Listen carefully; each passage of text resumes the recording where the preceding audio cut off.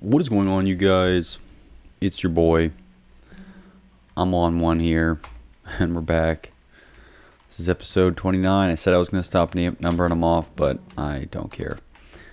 Today's a little different. Today, I actually am making myself record this, as opposed to having any interest in recording. So, maybe that changes the nature of the topics, or my attitude towards them. I don't know, but we will see. Yeah, I'm not. Wasn't really feeling it. Today was just one of those days. I was kind of on one. Didn't really want to do anything. I was like, everything kind of pissed me off. But at the same time, nothing really did. So I just spent 10 minutes actually cleaning up a water spill I had because I talked about the little fly that was flying around and how every time I would kill one, another one would just spawn and start like flying around my face. Well, anyway, I was swiping at one, and of course I just swiped my water. And of course the cap wasn't on my water, so that just went everywhere and soaked half of my desk. But that didn't even register with me. I just didn't even care. But at the same time, like, earlier, I was just like, this, we have a leaky faucet. So the faucet was just dripping, like the shower faucet. It wasn't the shower, it was like the bath head. So the one down by your feet. It's just dripping water. And it's just like, normally stuff like that doesn't even register with me. But for some reason, today of all days, I was just like, this is pissing me off. I want to just tape it up or something, but either way, in a bit of a different mood today. So I don't know, maybe that changes something, maybe it doesn't. I don't really care either way. But yeah, there wasn't really anything I like wanted to do per se. I had just these big chunks of time that were like not large enough chunks of time to actually like start on something big. So really the only thing I could do was like, I don't know, like I would do a little bit of something and then I'd have like this like 45-minute time period like in between activities. But 45 minutes isn't really enough time to start and make significant headway like into the type of project or problem that I'm working on. Like generally I need like those like chunks of like 3 hours to like actually dive in, because generally it takes me 45 minutes, 30 minutes to actually like get into the problem or like get into the whatever it is. Even if it's like a episode, I need to like kind of get into the mode of things. And then once I'm in it, the time passes, relatively quickly. But 45 minutes is long enough just to piss me off when I have to stop. So I haven't really done anything. And since I've the last 3 days, this is day 4, I've tried to just do no YouTube, because I've noticed I had a bad habit of just procrastinating watching YouTube videos. So no YouTube. I'm on day 4, 3-day streak going, and I don't know if that's part of it. It probably is, just because it just feels like there's an itch that's not being scratched, and I feel like my daily dose of just binging YouTube videos is what was scratching that itch. And kind of as if I'm treating it as if it were a drug, so I'm not doing that. But yeah, it's probably part of the reason why I'm in a bad mood. It's like I also go on times where I'll kind of wean myself off of caffeine, because I use caffeine regularly during the kind of the stressful ins and outs of the year. And then when there's a big break, so like in the holidays, a lot of times between academic semesters, at least, there's time where I'll go off caffeine. This is kind of the same attitude I have like when I do that, where it's like I'm just kind of not anxious or anything like that. I'm just kind of in a pissy mood, kind of showing my teeth a little bit. And at least then I have an excuse, but today I don't really have an excuse because I had caffeine today. So I don't know. I think it's just the Might be the YouTube thing. It might not. I don't know.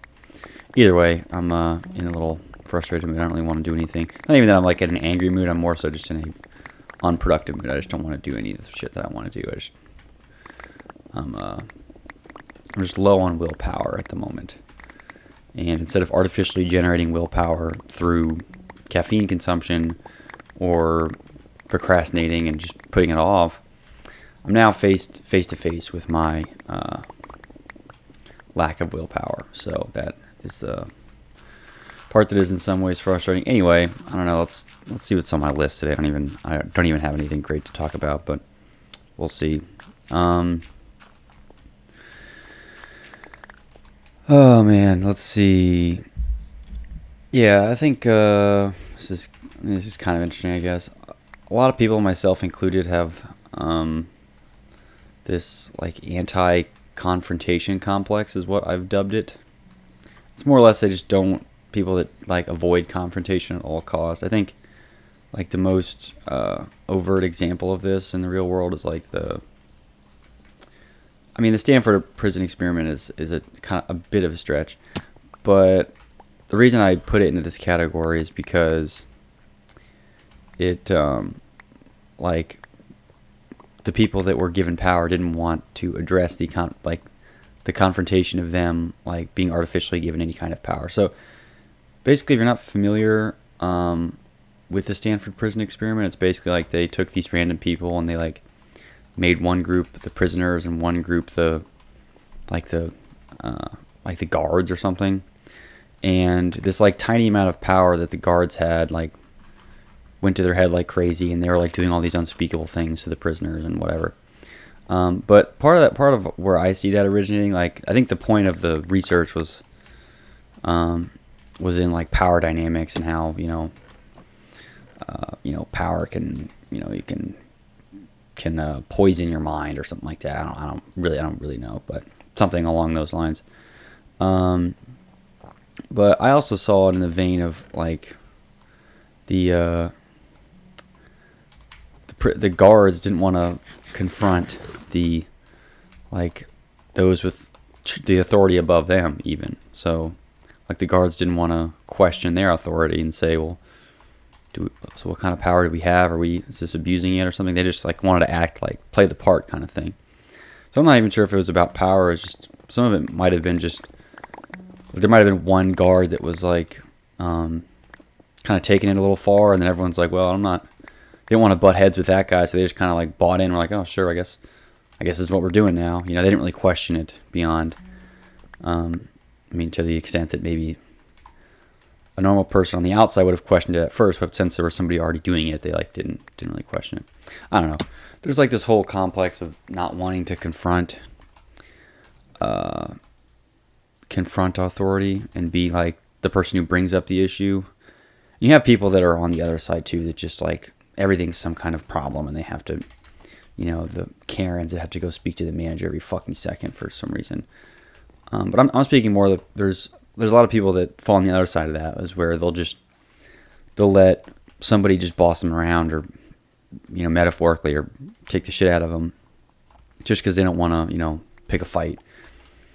I'm probably closer to that end most of the time, but I'm kind of trying to transition myself closer to being I guess the Karen for the right reasons, right? The right type of Karen, right? Because there's always like the energy that Karen has, and I'm just gonna use Karen as a placeholder here.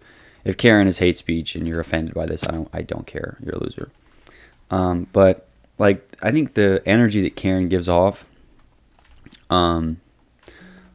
with the problem is it's not necessarily a bad energy like by default. I think the reason that it's bad is because it's it's obviously annoying, and a lot of times it's over something that's really stupid. But if there was a problem or an issue that was like justified and was like reasonable in the eyes of like a normal person, it wasn't just like that your chili came out too cold, or someone overcharged you by 50 cents or something. I think the energy that Karen has is solid. Like you'd want that person like on your team, right? Like if it was an actual like real issue. So if somebody was a total piece of shit and you had like a Karen on your side who's just like, this is not acceptable, oh my fucking god, you know, like going crazy, that'd be kind of, you'd want that, and I think that's good. You even want like an element of that. You don't want to be just beaten down and to put up with all this shit because, you know, you don't want to pick a fight with somebody. And people definitely exploit that. Like, I think there's like managers and things that definitely exploit people that are like super nice and easygoing, and they just kind of see how far they'll go with, you know, like, oh, I guess I'll do extra work this time just because I don't want the boss to be mad at me, you know, versus someone who's a Karen be like, what, this is bullshit, you know. I think, I don't know, having the Karen energy sometimes is good. So I would think especially if it's something that's justified in your aggravation and it's something reasonable, the Karen energy is good. I think the problem that people have with Karens is, like, most of the time when they call somebody a Karen, it's because, like, whatever they're arguing or whatever they're yelling about is so fucking stupid, or is like literally just not their fault or something. It's like something so dumb that it's like laughable to the point where everyone gets to make fun of you and call you a Karen. But in the cases where it's like a real injustice, you know, I think I don't see anyone arguing with Karen. You know what I mean? Because it's like a reasonable request or a reasonable gripe that somebody has. So I don't know. Maybe I could use some more Karen energy sometimes, especially someone that just normally doesn't like bothering and dealing with problems. Because people that tend to not have any problems with anything and just kind of go with the flow, those people are better to be around on average than people who have a problem with everything, right? So, like, let's say you order something in a restaurant and they gave you the wrong thing, right? Like, you're not allergic to any of it, they just gave you the wrong thing. You know, I would just be like, okay, whatever. I'll just try this. It's not a big deal. And that's not that, like, who cares, right? It's like, unless I paid $1,000 for it, like, I don't really care if it's the wrong thing. I'll just try it this time. And like, yeah, maybe if she's like, this was yours, right? I'd be like, oh no, it wasn't, but it's okay. Like, I'll just eat this. It's fine. Oh, okay, fine. We're sorry about it. Whatever. But someone who's like a Karen, they, like, you know, bring the wrong thing out and they're like, oh, here you go. And instead of just being like, oh, well, fuck it, whatever, I'll just eat it, they're like, oh my god, not acceptable, this is just not my dish, I did not order this. And then, like, they get all mad about something and then they just make it a big deal, and you're just like, well, the point of this wasn't to really, like, to order the right food and get the right food and eat the right thing. Like, the whole point of this was just to enjoy a meal with someone, and now it's kind of like I'm a little uncomfortable because somebody's, like, frustrated at, you know, this poor little busboy running back and forth, or waitress or whatever, bringing my food. But, like, I don't really care what the food is itself. Like, it's all fucking garbage anyway. And, like, now it's, you know, someone's all riled up about it. So then, you know, on my behalf too, which makes you even more uncomfortable, right? Versus if they just were like, oh, whatever, it doesn't matter, right? So it's like instances like that. You'd rather be around someone who just doesn't really care. It's like, whatever. It's a fucking breakfast burrito. Like, it's garbage anyway. What's the point? You know, versus someone that gets all riled up about something. So, I don't know, in that sense, being kind of the more go with the flow-esque is definitely preferred in my mind, at least. But I certainly would like myself to be more Karen-like if the right thing comes up, right? So don't put up with no shit, right? Kind of have your power to the people or power to yourself, whatever, however the fuck you want to phrase it. I don't know what the fuck I'm talking about. Anyway, yeah, a lot of people have this fear of authority and this, like, anti-confrontation complex that kind of sometimes it rules their life if they're not careful, right? Like, if it's at your job or something and you're just doing everything you can just to avoid being chewed out by the manager, like, that's no bueno. You know, I think even as like a test, I would make it a goal. Like, if you've never gotten chewed out by somebody, just to, I don't know, try and get in trouble. Do something to get you yelled at. Just to show, like, you know, show that you're not going to always, because it's society at large, like the school system, it all, like, rewards people with good behavior, right? If you never stepped out of line, you'll always be rewarded. But then, like, you'll never, a certain amount of it, you won't ever question the authority. right? And so there's this balance you have to strike between questioning authority and staying in line. Because like a pure anarchist, no one wants a pure anarchist, right? That every single rule is a problem, right? And that's kind of where, like, I'm not saying the Karens embody an anarchist mentality. I'm just saying that people that have all these small problems, they always step out of line with, oh, who's mad about this and mad about that. Those people are, like, that's kind of a problem. But I think having this balance between someone that stays in line, but also like kind of questions things, and sometimes isn't afraid to step out of line. So it's not even that like you're stepping out of line; you're doing it out of a matter of principle, right?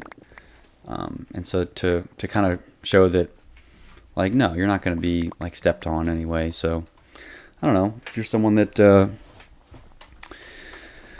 is Mr. or Mrs. Goody Two Shoes or never steps out of line, is a fantastic, ideal employee.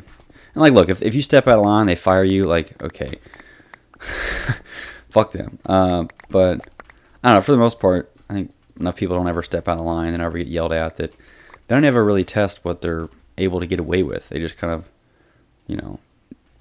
are constantly being squeezed to the nth degree. So I don't know. I think if I got a new job or something, I would, the first thing I would do is just kind of, obviously once I'd established myself as, a non-idiot, I would just kind of see what, where the lines were, right? Where do they draw their lines for, work and play, and then in terms of expectation, like how strict are they? So I don't know. It's an interesting thought to like purposefully step out of line just to kind of see what the response is, right? Because I think the ideal response is like you're met with understanding, where it's like, okay, I get it. Like, hey, this was not as expected, but it's I appreciate what you've done so far, but this was, you stepped out of line, something like that, where it's not like this fucking crazy. I don't know. It'd be interesting to see the response in different settings on different contexts. So. Anyway. Yeah, speaking of quitting YouTube, or at least temporarily going cold turkey, I have a theory about like addictions. Not to say that I was addicted to YouTube. That's kind of a dumb word to use, but it was habitual, right? Like addictions and habits are two very differently associated words, but ultimately like they represent a lot of the same things, right? Somebody that's addicted to something just has a habit of doing it incessantly, right? So the line between where it becomes a habit and an addiction is like, habits are generally good, but you can have bad habits too, right? But when does a bad habit become an addiction, right? It's like, oh, whether or not you can stop. And it's like, well, then you also have to test whether you can stop in order to test whether it's a habit or an addiction. So a lot of times you could call something a bad habit, but you don't even know if it's an addiction because you're not even sure if you can stop because you haven't tested it. Anyway, that's not what I'm talking about. I'm getting too in the weeds here. Basically, I have a theory that I'll just call them habits. I'm not going to call them addictions because that's bad. But for habits, a lot of times, I guess for addictions too, you have to like replace one with the other, right? So I used the example a while ago about like a smoker, like they smoke during their lunch break all the time, right? And let's say they don't switch jobs and they have to stay at the same job, but they want to quit smoking. So like, yeah, one strategy would be like take lunch at a different time or like kind of break that habit. But I find a lot of ways an effective strategy that a lot of people use is they replace the habit or the addiction with something else, right? So instead of smoking, you would like chew a bunch of gum or something, or you would have like a flosser or something. I use the flossers a lot. People think I'm a recovering smoker or something because I have those flossers in my mouth all the time, and I don't. I've never been a smoker. I don't smoke, but I just like, I don't know. I feel like babies are happy. Babies have stuff in their mouth all the time. There's might be some correlation there. I don't know. I don't know. I just like got into a habit of having a flosser or a plaque or whatever you call it in my mouth. So it's but that's like I'm kind of people that might be like recovering smokers might do something similar, right? Where they kind of they're really replacing the smoking habit with something else. And so it's kind of like replaceability aspect of addictions, I think, is or habits, or whatever you want to call them, is a real thing. Like, I think it is a real phenomenon. And more often than not, it's more effective than just going cold turkey. So my issue with replacing my YouTube bad habit or addiction or whatever with something else is just that what I'm trying to replace it with isn't that easy to do. Like, if I'm going to replace YouTube, I'm going to replace YouTube with like thought intensive work, but that sucks. And it's not something that I want to do. So that's why it's not as it's not really coming easy, to say the least, because I'm not replacing it with something that's like very simple. But like replacing cigarettes with flossing your teeth or something isn't. I mean, yeah, it's not as enjoyable as like as like a cigarette, I'm sure, for a smoker, but ultimately, it's easier than like, oh, instead of like taking a lunch break and smoking, don't take a lunch break and just keep working. It's like that would be ass. Like, that's the worst. I don't want to do that. And that's more or less what I'm trying to ask of myself in this replacing of the YouTube habit. So I don't know. It's been tough, but I think after a while, if I can establish a new kind of normal and a new kind of bored, I think it would be helpful. Because I guess I'm okay with being bored. As long as I'm not just trying to fill that with something. I think that's one issue that people run into, is that, they get bored and then they just kind of fill their, fill their boredom with something like totally not constructive. They just binge watch movies and stuff like that, which I just don't think is healthy, and I don't want that for myself. I'm not shaming anyone that does that. I just don't want it for myself because I don't think it's good. And so, I got to kind of get into this point where it's like, oh, what? I can't do anything that I enjoy, which is kind of the same like micromanaging myself problem that I feel like I've had before and I've talked about before. And I don't even know if this even falls in that category, but either way, I don't think I don't want myself like being one of those people that just watches Netflix stuff all the time. So I don't have Netflix. I'm not watching YouTube. Try to be done with all that, because a lot of it is also, it's not even just the act of like not doing something productive and something you enjoy. I think there's a lot of not really subliminal messaging in the fact that it's like brainwashing you or something, but like really what you see is what you think, and what you think is what you do. So if you only see like, I don't know, Netflix documentaries about serial killers or something, you're going to think that everyone's a serial killer, right? And you're just going to like associate, oh my God, everyone's, Johnny's such a serial killer. I'm like, yeah, like, cause that's like all you're seeing. You're watching that all the time. Like, you're consuming that. You're just going to think it's like way more prevalent than it is. So in the same way, like whatever YouTube videos or whatever YouTube spiral I go down, whatever that is, I'm just going to start seeing that stuff everywhere, right? And I guess one strategy would be like to do something good with it, I guess. So I don't know, like some type of useful skill, right? If I just like only allow myself to watch coding tutorials or something, I'd be this like god coder after a while, because that's all I would think about and stuff. But and I don't necessarily want any of that. I mean, I don't know. Probably it's not the dumbest thing to do, like, is to do that. But the problem with YouTube is that it's hard to like contain it to a constructive genre. So if I classify coding tutorials as a constructive genre, I can't. My ability to.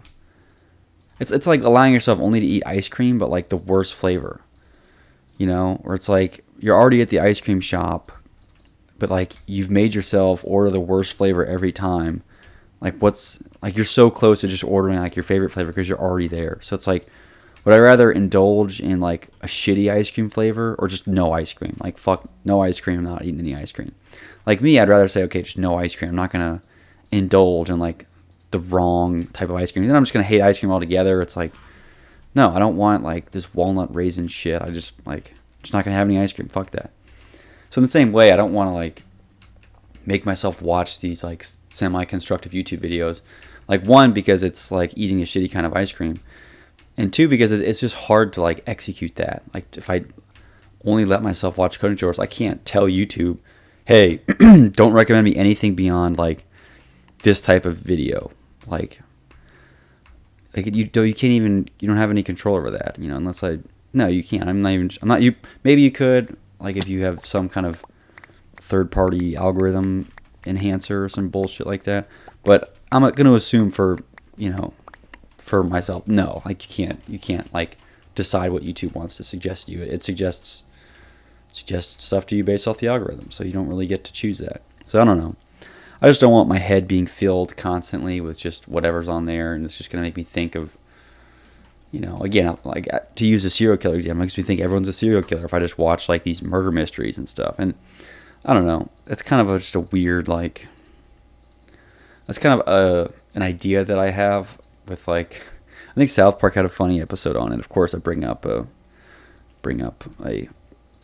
video to talk about it, but South Park had a funny episode about like all these families, like their wives and husbands watch like murder mysteries or something, and then they're like, you know, and then like one of them goes off and like kills their wife or something. It's like, but it's like a funny messaging about like subliminally we, like, they kind of fantasize about like killing their significant other, right? But instead of like, you know, acting on that in any real way, they just kind of watch these murder mysteries, and it's like a, you know, and of course the parents think it's harmless, but then like the kid, I don't even remember what the fucking Stan or something was, talked about how it's like, you know, like how that actually connects to them like watching all these murder mysteries. And, you know, of course the dad is, you know, is quick to call out bullshit, but I kind of see that from the perspective of the kid, in the sense that it's like, surely there's a reason that you like that kind of content. There's a reason you're like watching it, and then your tendency to watch it habitually becomes as habitual thoughts and habitual actions, right? So habitual watching of it becomes thoughts, and then eventually becomes, you know, actions. And again, maybe not in everyone. I'm not saying if you watch, you know, one murder mystery film or something, you're going to go out and kill everyone. I'm just saying, like, if you're someone that just loves, like, watches that stuff continuously and is always, like, it's always going around your head, like, you're more likely to think of that as a thing if, I don't know, if times get rough or something like that. I don't really know for sure, but you know what I mean. Anyway, yeah, it's an interesting ideology. So I don't want to become someone that is just consuming stuff like that all the time, because again, whatever I end up watching is just going to become kind of ingrained in my thought patterns, right? So if I watch like these, you know, if I watch content creators that, like, I don't know, that hate ice cream or something, I'm probably more likely to associate that with ice cream. I guess a realistic example that I can give from my own experience is like I got into like some YouTubers that were promoting like security as a big thing, like they only used like Linux software and shit like that, and they were like using all these free open source softwares and like making sure there's no like packet sniffers, basically just a bunch of shit around like the government's watching, oh, Big Brother's always watching. And then like for a while I was noticing, I was like, God, like, why am I so concerned all of a sudden about like my online privacy? Like I was pretty close to switching over to Linux, and I'm not saying that it's not a valid concern. There's like obviously a piece of that I think is definitely that I think is true, whether it's an indoctrinated belief or not. Either way, like, is it as extreme as this person's making it out to be? Like, probably not. But the whole reason I was thinking like that was because I got into a habit of watching this guy's videos, or a few YouTubers' videos, and they were all around like instances of security and when the government was able to get all this information and all this stuff that, you know, and so like it just kind of got in my head a little bit, and I think that happens a lot without any people knowing, and I believe that more people are unaware of like what their world around them is doing to them than they should be. They just kind of think that, oh, none of it's correlated. Like there's no correlation between what YouTube videos I watch and the personality I have. And I call bullshit on that. I think the types of things you watch, in the same way that people you're around, you kind of become those more people. So if you're around people that study for 40 hours a day, like, yeah, you could probably, for a while, you might like be the guy who just doesn't do that, right? But you're more likely, I think, like statistically, to become more like that, right? So if you're around people that, you know, are alcoholics, and you occasionally enjoy beer, you're more likely to drink more with them. Maybe you're not going to be an alcoholic or something, but you're more likely to engage in that behavior just because you're around them. And I don't think anyone really argues with that, but I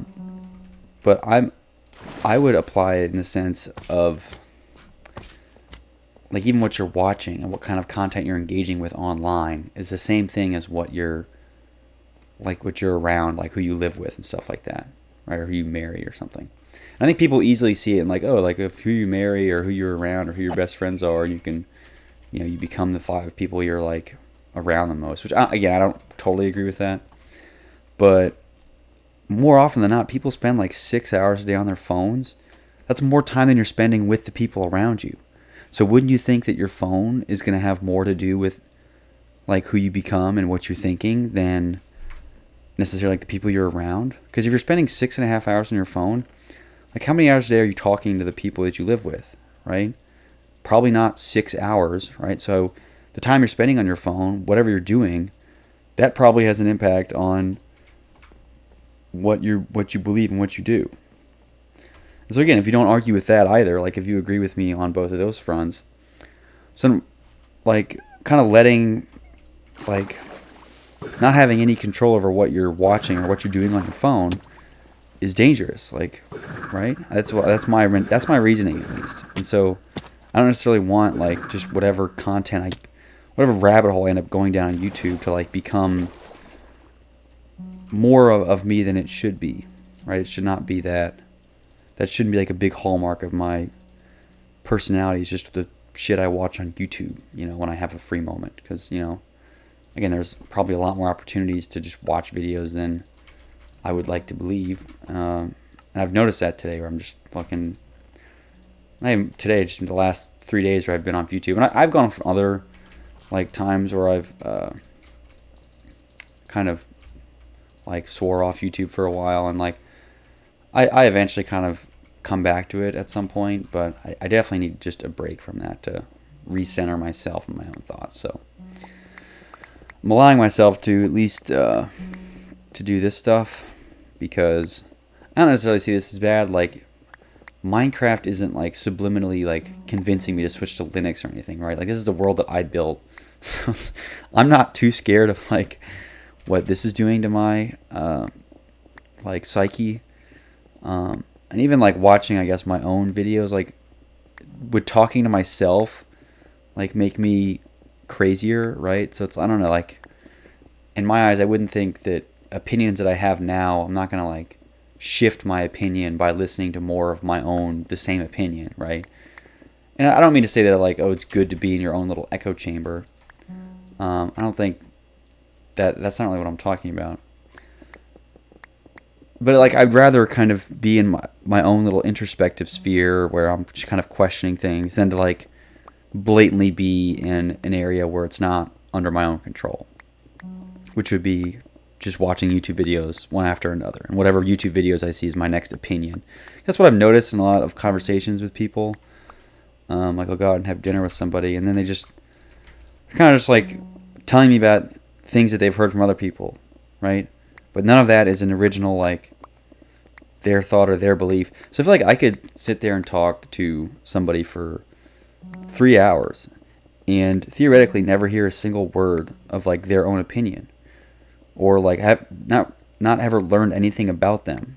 Because the only thing I've been doing is I've just been listening to them regurgitate like the news and like what somebody else thought about the person on the news, and then like what somebody else said. It's like, you're not actually, none of that was an original thought. Like, you just came up with all that based off of like some stuff that you saw online somewhere. That's kind of become like this. There's not ever any more of this like, let me sit down and think about, based off my own experience and what I think and know. Like, what do I think about this? Don't listen to anyone else. Let me listen to myself for a second and be more introspective. I don't know. I think introspection is important, and I think the consumption of media, and especially like sharing and all that on media, becomes sharing in person. Ultimately, we kind of lose a lot of this introspective thoughts, because I think a lot of these great philosophers that are long dead now but existed in the past. Like, did you see them did they watch a YouTube video and then just kind of like, come up with this great quote or something? No, like all they did is they read some books. Yeah, but then they would just they'd spend most of their days just like thinking to themselves about their own things, alone with their thoughts, which to so many people is a terrifying idea, to just be alone with your thoughts. That there's memes about it where it's like, I've seen memes where people are like have voiced, at least in some level of irony or sarcasm, that like they don't want to be alone with their own thoughts or whatever. But like, isn't that a terrible thing? Like you can't just be alone with your own thoughts for an hour or something. You just get bored and you just kind of go to the first thing. And I think it's so easy to avoid that in every way. Like you could theoretically go your whole life in today's day and age and not ever have to be alone with your own thoughts. You either be with someone else where you can just regurgitate what you saw, or you'd be in some game or in some watching some video, or like not having to think without any guidance or anything. Like literally truly being alone with your own thoughts. So I don't know. I think that'd be a healthy challenge for people looking to break out of the matrix. We live in a matrix or whatever. I don't know. There's all this like anti-world stuff and these crazy mentalities you see on YouTube too. And again, I've seen it because I've watched these videos where people are swearing that the government's like tracking every little packet, every little every porn site you go to is going to be logged on in marble or something. Like no one cares most of the time. I don't know. I'm not. It's just the stuff tends to get pretty extreme because that's what gets people to. That's why those videos get viewed all the time, is because they have these pretty wild and bold claims. And if you watch a ton of those videos that are popular because they make bold claims, you're more likely to have these bold ideas that aren't your own. They're just other people's ideas, but you've heard them 1,000 times because you've just watched these these bold people have these hot takes and these new things. So it ends up just becoming this like very hyper sensational. I use that word a lot, but hyper sensational media, where it's like, or hyper sensational ideas that get circulated because those are the ones that get clicked. Like no one's watching this average ass person with an average ass take, with an average background, from an average, like no one's watching like Johnny Normal, right? They're all watching these people that are, you don't care what I have to say. Like, why would you care what I have to say? I'm just like this normal ass person. But like, someone who's uber famous, like, oh, I want to hear what Mark Zuckerberg has to say. It's like, he's not average. Why would you listen? Or he obviously has these extreme ass ideas on stuff because he's not an average person. And I'm not saying that's like we should all consume like average ass content, but I think generally more than not, it's easy to see just these wild ass videos from these like people that are way different than the mean, and whatever that might be. That might not be like money. That might just be like in terms of their ideologies, right? These extreme ideologies are and not extreme in any particular way, like not necessarily like some extreme political or economic ideology, which again, that might be the case, but I would think that it's just extreme in the sense that it's very, very wild, right? And these like kind of new ass ideas, and then everyone's kind of circulating these ridiculous ideas that people have, and I don't know, it's not good. I think people should take more time to themselves, just shut everything off, no music, no nothing, just be alone with your thoughts for a couple hours and see how miserable that is. I don't know. I'm not saying that I can do it well because I hate it, but at least try it. If you're someone that you're not sure if you can be alone with your thoughts for a while. That kind of goes back to like the dinner test that I had a while ago. Like, you can't eat dinner just by yourself without like your phone or anything or someone else there to talk to and annoy, then you're a boring person. And not even boring, I would say. It's like if you can't do that, then I think you might really be scared of just being alone with your thoughts and just thinking about something yourself. I don't know. So I challenge you again to do that maybe. So. And yeah, having a bunch of music or something doesn't count because ultimately that can distract you from your own thoughts. So, I mean, truly, like, lay down on your bed or something or go for a walk. And I don't know, any way to limit the amount of stimulation and any kind of external, like, variable, right? Try to only just have one variable, and that's just your own mind. Just maybe you could actually see what you believe then instead of just regurgitating other people's ideas. I don't know. It's frustrating. So I don't know. That's why I'm not I'm trying to get off of my, not dependence or a habit. I guess habit's not a terrible way of putting it, but a habit of just watching YouTube videos and coming up with my ideas and things from that. I like to have my own ideas because I think that's just literally better. And that's my opinion, so I don't care. Oh, and where'd I get that opinion? I didn't get it from a YouTube video. I got it from myself. So yeah. Yeah, so, here's something I thought of that I don't know if this is profound or just stupid or something. I really don't know, but I figured I would put it in here just to have it, I guess. They say like time is money.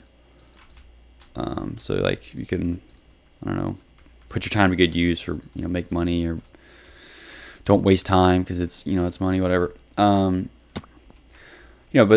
I think a lot of times when people are trying to, oh geez, I'm gonna yawn. People are trying to save money. They, will spend like 8 hours cutting coupons or something, and it's like you didn't realize that you just wasted all your time. So I think the point of like, time is money, is to understand that was 8 hours of coupon cutting worth it to save like $6 on groceries or something? Like, probably not. Like, again, if it's a hobby, that's one thing. But along that same vein, I think instead of trying to save all your money and like maximize your time, I don't know, like taking money out of the equation, like waste your money, save your time, right? So like people are like, why would you pay for such and such, or why does someone pay for that? I think a lot of the reason that people forget about it is you pay for convenience. There's like a big, it's like one of the big charges that companies, like, they make money off of making things more convenient, and people pay for it. I don't think that's necessarily a bad thing, right? Just because you could do it yourself doesn't mean that you should. But I don't mean just to pay for things, as you get money, just to blow your money on stuff because it makes it more convenient. I think about the action itself that you're paying for convenience of, right? So if like the action is like something that you don't find constructive and is annoying, like doing your taxes or something, I would pay somebody to do my taxes because I don't. It's not that I couldn't do that. You could do them, but I'm not that good at it. I'm not really going to get that much out of it, right? I don't really.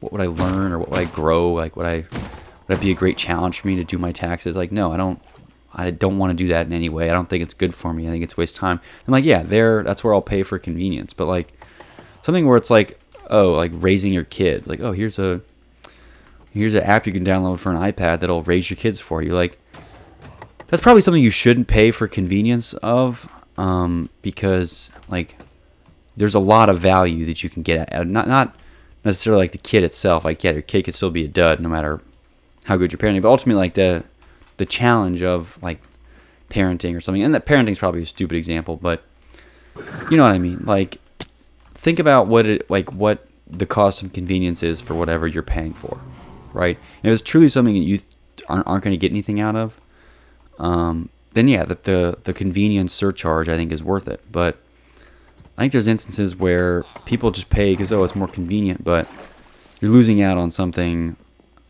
worthwhile, like a worthwhile experience or a worthwhile lesson learned, right? So I don't know. I'm not really questioning the mentality of like, oh, just if it makes it more convenient, just pay for it. Who cares, right? More convenient is better. Like, not always. I think there are things that should remain inconvenient because they're good learning lessons. And I wish I had better examples. So I wish I thought about this for more than 5 seconds. And I'm sure I'll think of one in like 10 minutes when this video's over. But either way, think about whatever it is that convenience is saving you, right? What, like, the money's being put towards what, in terms of convenience, and then is that worth the surcharge I'm getting? So I don't know. There's probably a lot more on that I could say, but it just comes down to being like, yes, time is technically your only limited resource, but like, the value of time varies a lot. So it's like, even if you could save time with something, just because it saves time doesn't mean it's like more valuable. Because again, there's things that you could take from it that might save you time in the future, or might have more unthought of or unheard externalities that maybe wouldn't, like, let's say if you, I don't know, like, yeah, I could just pay someone to like mow my grass or something, but I don't even have a lawn. Like, I said that as if I have a house or something. I don't. Let's say I own a house with a lawn or something. I could pay someone to like mow my grass, and like, yeah, I'm saving my time, and my time would be better spent. Okay, like doing something else. Like, okay, yes, like if my time was better spent doing something else, then that's great. But like, if I'm just gonna pay them to cut my grass, and then I'm just gonna sit in here and watch porn or something, like, what? Why? Like, what are you really paying for? Really, like, you're paying for it to be lazy. You're not really getting anything out of that other than just like, you don't have to go cut the grass. And like, yeah, it's like not convenient for you, but cutting grass is a great opportunity. I always enjoyed it because like, it gives you, it's very like, you feel great after cutting grass. Like, I'm not surely not the only one that like, after they cut a lawn, they're like, man, that felt fucking awesome. Like, this is great. Way better than any amount of porn you could watch. The cutting grass is like supreme. Like, finishing a lawn, you look at it, you're like, man, that lawn looks awesome. And it's like, you can see progress, you can listen to music, and again, it's a time to be alone with your thoughts. It's like this loud, like, humming sound that's like obviously super annoying to a lot of people, but it's very like kind of white noisy rhythmic sound that kind of allows you to zone in a little bit, right, and kind of get lost in you mowing the grass. And it's a great opportunity just to think and reflect a little bit. So you see why these like middle-aged people like enjoy cutting their grass, and I totally get that. Like, it's a great time. So like, yeah, you could pay money and save your money, or I mean, you could save your time. You'd waste your money, but save your time to have somebody cut your grass. But I think you'd get more out of cutting your own grass, right? And like, yeah, if you're going on vacation, you can't do it, then yeah, pay them. Like, that's out of the question. Like, sure. But I think there's a mistake that people make is they just, because it's convenient, I can pay for it and save my time, I can't. Okay, then what else? What are you getting with your time then? Like, you have to be thoughtful about it. Like, if your time is going to be, I'm going to be on vacation with my family or something, then yes, like, that makes sense. Waste your money, save your time, because your time is with your family. But if you're not doing anything with your time, then I would argue that you're wasting your money, like, and your time, in that instance. So I don't know. I just think people should be more thoughtful about, like, where they put their time, time and their money, like, side by side type of thing, where you can think about, sorry, I'm trying to think about like the trade-off and how money and time work kind of side by side to help you best deploy your like skills and resources, right? But doing so in a way that's strategic and in your best interest, I think, is good. And I think there's often some discontinuity between what is most convenient and what is best, right? Just because it's more convenient does not mean it's best. And it's, it's good. So I don't know. That's my thoughts on that. So if you have a lawn that's, I guess, big enough and would be satisfying to cut, don't pay someone to cut your grass unless you're on vacation. Then it's like, okay, fine. But don't just get lazy and cut your own grass, I would think. And I would like to think that I would take my own advice at a later point and do that, but who knows until I buy a house with a lawn or something. I don't know. Anyway, yeah, that's my thoughts. Yeah, it looks like I made it through the end of this video. I said at the beginning of this that I didn't really even want to film this, and I kind of stand by that. This was one of those things where I was, kind of looking for something to do. I was not really looking for something to do. I was just kind of being lazy, but I wouldn't let myself watch a YouTube video or anything, and not even one. So I was like, I don't have enough time to like get into something big. Like it needs to be something like something that is constructive but doesn't take forever. Like I can't get started on this, some big project or something, in the middle of this, because it's just I don't have enough time to do that. But at the same time, I don't want to just sit around, twiddle my thumbs. So I was like, oh, I'm going to make myself record one of these, and we'll see how it goes. So, I don't know. Yeah. So I don't know. Let me know what you think about cutting grass. Do you enjoy cutting grass? Do you think it's fun? Or I think it's just methodic and very therapeutic in a sense. Well, always the same way this is, but this is a different type of therapy. Both are not social, but I think they serve different purposes. Anyway, yeah, happy Thanksgiving. Yeah. Waste your money, save your time. Peace out.